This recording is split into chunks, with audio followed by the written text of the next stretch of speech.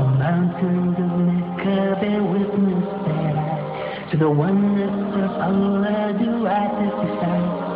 For all that He's given me, how can I deny? My purpose in life should be only to cry.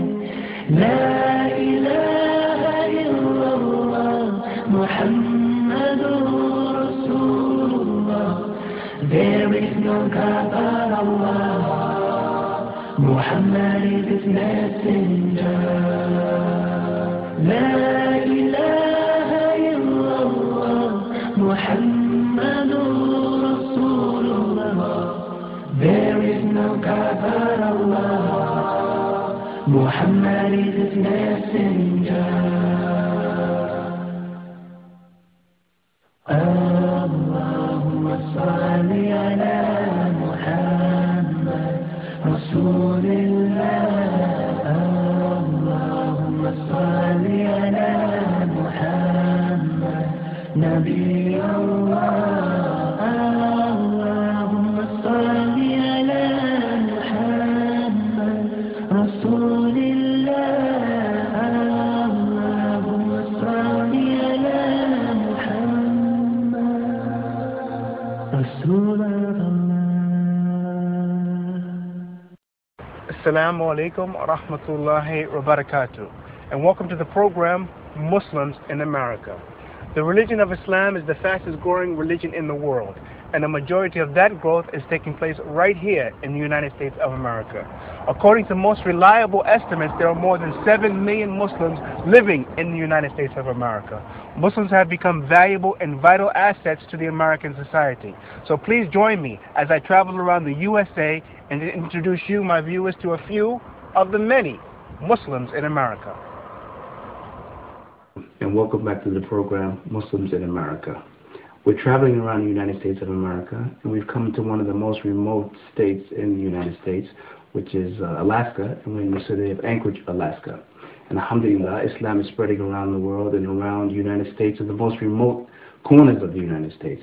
And I'm joined today with 3 sisters who have accepted Islam, and we're going to talk to them about their life as Muslims here in America. Assalamu alaikum. So I'm here with Sister Lacey, Elizabeth, and Emma.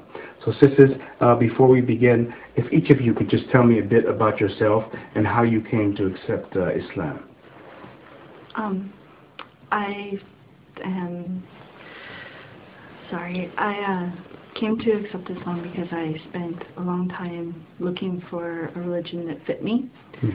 I was raised atheist. And maybe some of our viewers don't understand about atheism. I mean, how does somebody raise their children to be atheists? When you ask, they just tell you that there is no God and that what you see is what there is, and there's no higher power. It's just what is. And my grandparents were very nice, and they took me around to different churches because I always knew that there was a God. I just didn't know how to interact with God. And so they would take me to different churches, but nothing. I had very many questions about Christianity that none of the priests or brethren could explain.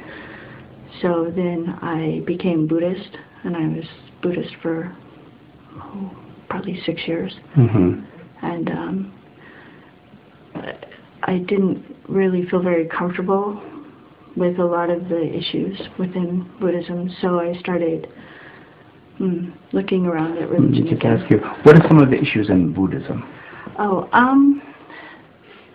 Basically that that Buddha is a god, and that there's all these other gods in the pantheon, and that didn't really make sense. But what attracted me to Buddhism was the idea of, you know, peaceful living, focusing on your own actions and how you react to the world. And you know, I had some of the problems with some of the inequalities with women. So I started researching, and I came across Islam, and with all the stuff in the news, I decided to look into it more. And once you get past all the stereotypes and all the negativity, I just knew, you know, it fit, it felt right. Right. So. And so how long have you been Muslim now? I reverted in December of '06. And you became Muslim and you told your family you were Muslim. What was their reaction to that? Oh, it didn't go well. My stepfather took it very well, but he's a fairly religious man. My mother, we've agreed not to talk about it. But when she did talk to you about it, what did she say about it? Before you agreed not to talk about it? She just didn't understand how I could decide to be involved in something that oppressed women. You know, she's very feminist, and you know, I tried to explain to her that a lot of that is misconceptions. But I'm sorry, you said she's very feminist. What does it mean to be a feminist? For her, it means that she doesn't need a man to do anything, that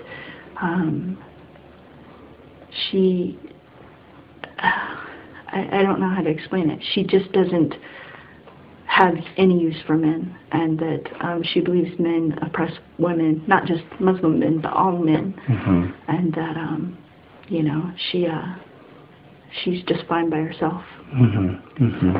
So, sister, tell me a bit about your work and what you do here in Alaska. I work for the state of Alaska. I work as part-time as a forensic archaeologist and part-time as an archaeological technician. And what does it mean to be a forensic archaeologist? I work for the state on forensic cases where they need